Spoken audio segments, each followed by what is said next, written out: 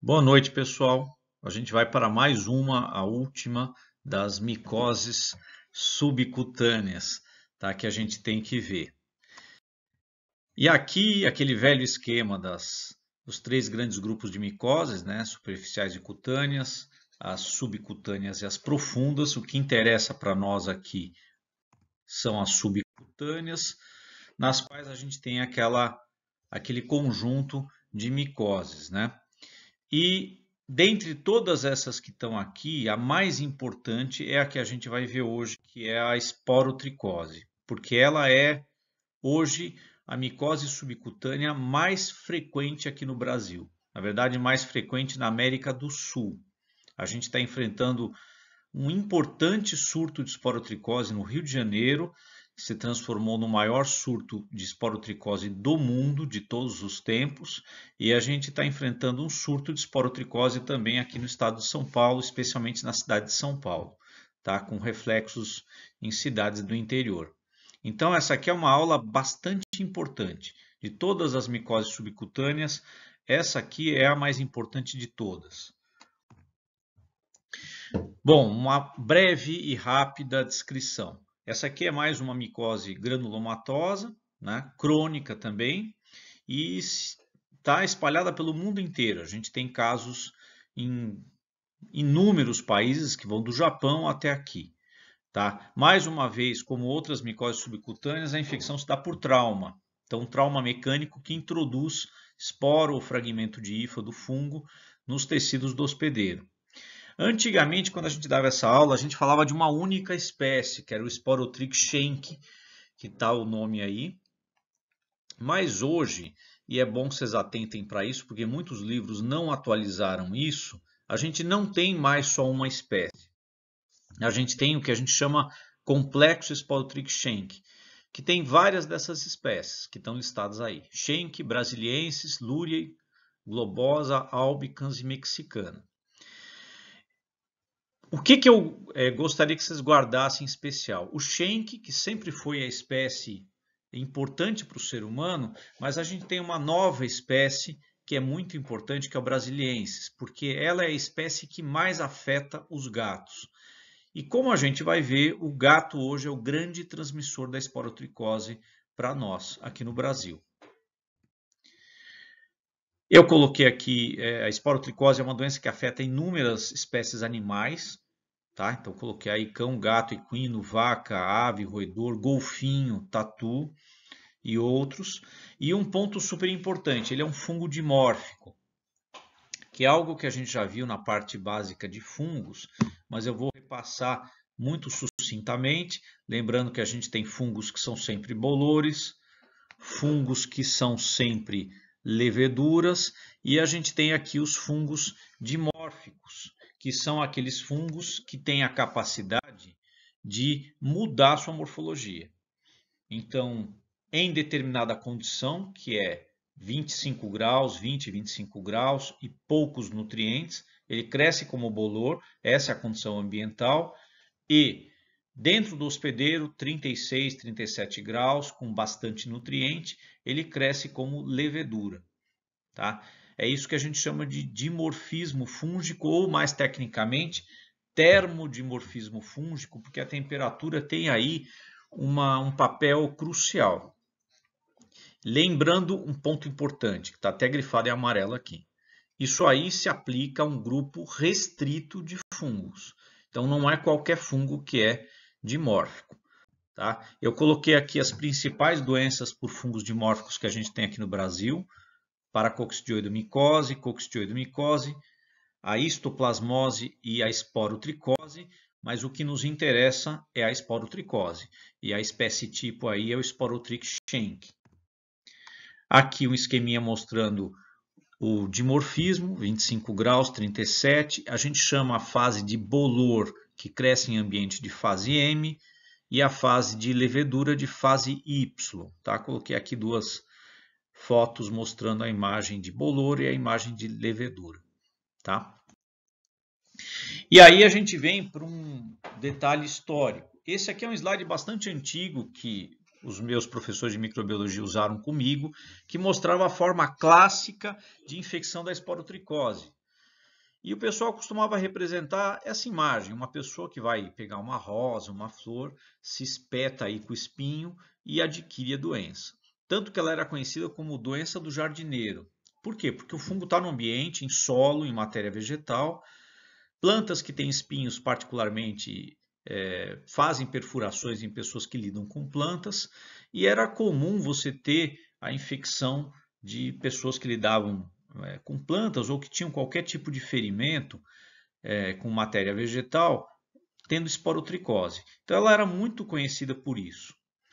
Porém, a partir de 98, 99, as coisas começaram a mudar de figura. E este slide aqui, ele acabou ficando um pouquinho ultrapassado. Por quê?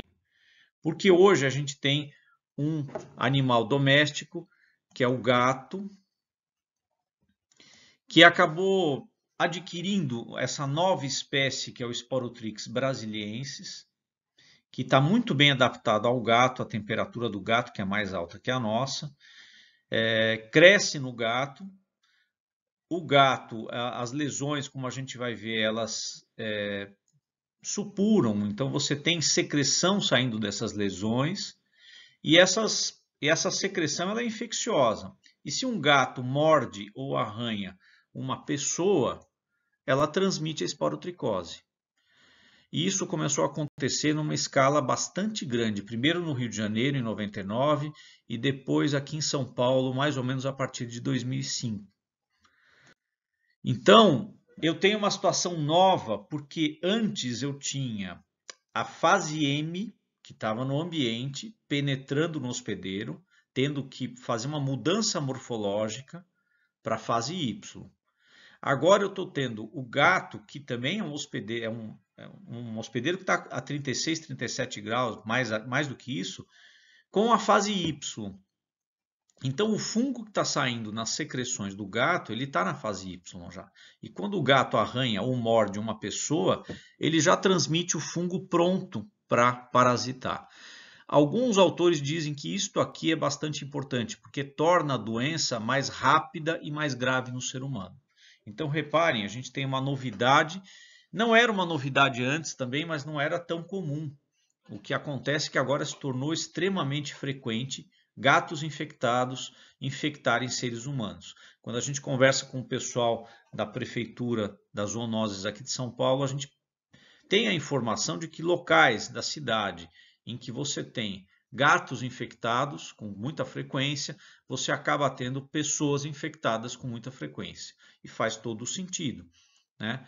As pessoas têm os gatos, vão mexer, vão manipular, o gato eventualmente arranha, eventualmente morde e acaba transmitindo a doença.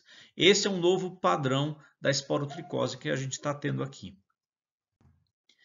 Esse aqui é um mapinha mostrando transmissão de esporotricose via gato, tá? Reparem os números aqui do Brasil, são extremamente altos. A gente acabou virando um anti-exemplo mundial, porque a gente tem uma verdadeira epidemia descontrolada de esporotricose. Aqui esse gráfico mostra número de casos nos anos 90, 90 a 2000, 2000 a 2016. Se vocês repararem aqui na legenda e repararem aqui nas cores do mapa, vocês veem que a situação do Rio de Janeiro é caótica, né? A gente está tendo um surto de grandes proporções lá. E aqui em São Paulo, as coisas também não estão indo muito bem, tá? Tanto na capital quanto em algumas cidades do interior. Esse aqui é o número de internações e de mortes por esporotricose no SUS. Repare o seguinte, até 98 eu tenho um pouquinho aqui em 93, mas basicamente eu não tenho nada. A partir daqui eu tenho surto no Rio, em 99. Os casos vão subindo. A partir de 2005 e 2006 eu tenho os casos de São Paulo e a coisa caminha para números bastante altos, tanto de internações quanto de mortes, tá?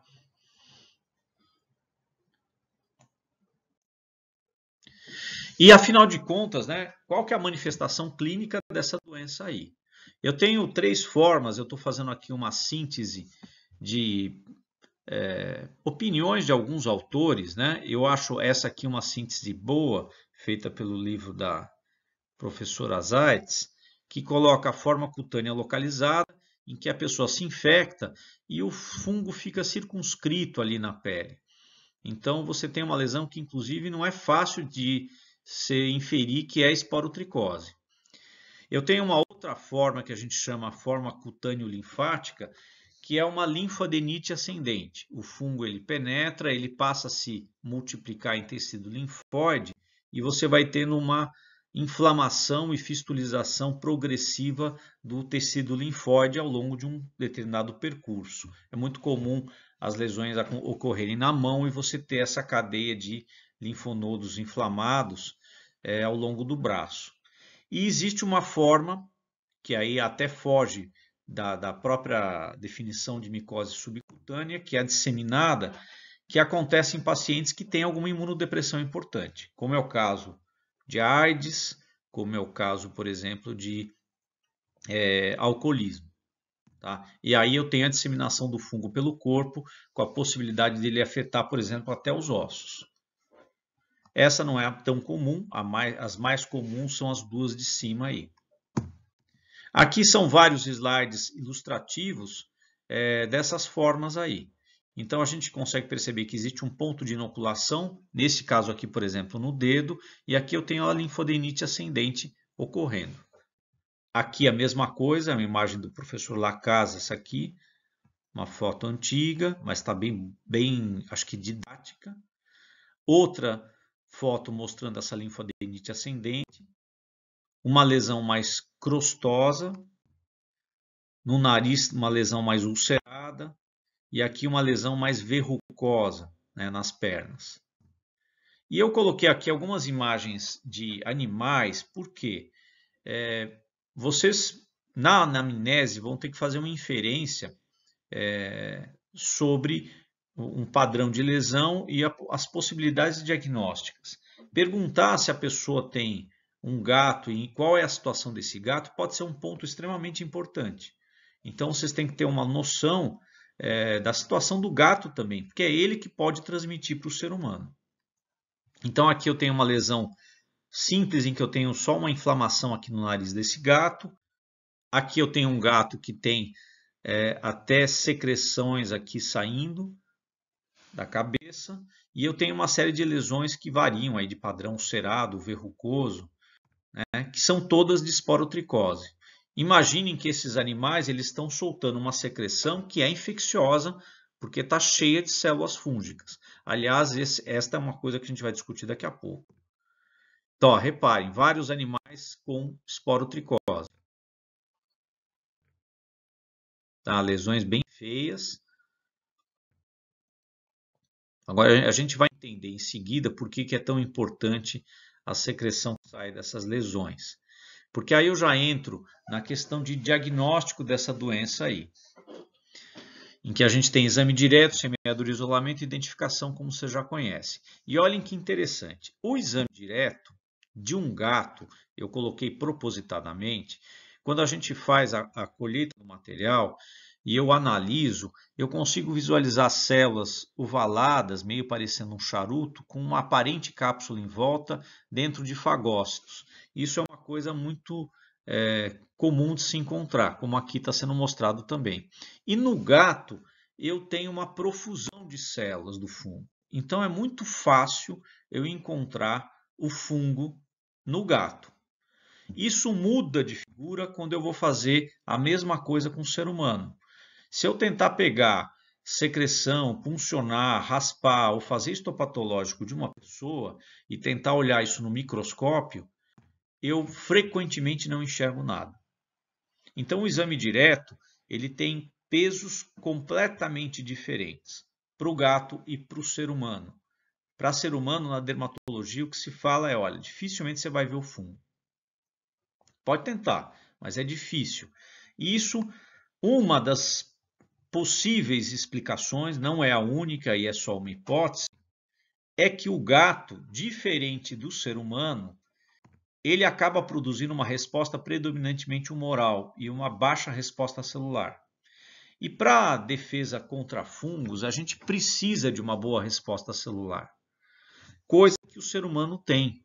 Então, em nós, a esporotricose ela ficaria mais circunscrita, inclusive, porque a gente produz uma boa resposta que não deixa o fungo se espalhar. Mas no gato, frequentemente, a esporotricose assume formas piores que no ser humano, inclusive levando os animais ao sacrifício, por conta dessa, vamos dizer assim, desse erro de processamento que o gato faz em relação ao Sporotrix. Então, é uma hipótese essa aí, mas é uma hipótese interessante. Não é a única parte da explicação, a gente tem questões relacionadas à espécie brasiliensis, tá? Que é uma espécie aparentemente um pouco mais virulenta e mais bem adaptada ao gato. Aqui é a aparência do fungo, porque a gente entra na semeadura e isolamento. Eu vou semear o material das lesões a 25 graus e a 37, porque provar o dimorfismo faz parte do diagnóstico. E a fase M, que é essa que está sendo mostrada aqui em cima, é uma fase, assim como nesses tubos, em que o fungo ele aparece com esta morfologia aqui. Ele tem uma morfologia, o órgão de reprodução dele, de margarida. Isso aqui é bastante característico do Sporotrix. Então eu tenho aqui vários slides mostrando essas margaridas do Sporotrix. Tá? A gente consegue fazer o diagnóstico por esse conjunto de dados que a gente acumula, padrão de lesão, histórico, anamnese, a questão do dimorfismo provado e a questão da morfologia da fase M. A fase Y, aqui ainda é fase M. A fase Y é uma levedura, não tem riqueza morfológica, embora seja uma levedura com características meio de charuto, isso aqui não é possível permitir uma identificação com segurança. Tá? Então a fase M é bastante importante aí, no caso, não a fase Y.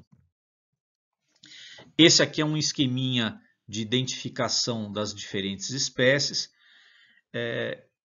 Hoje em dia a gente tem provas moleculares que acabam sendo mais práticas, mas elas estão muito mal estabelecidas aqui no Brasil.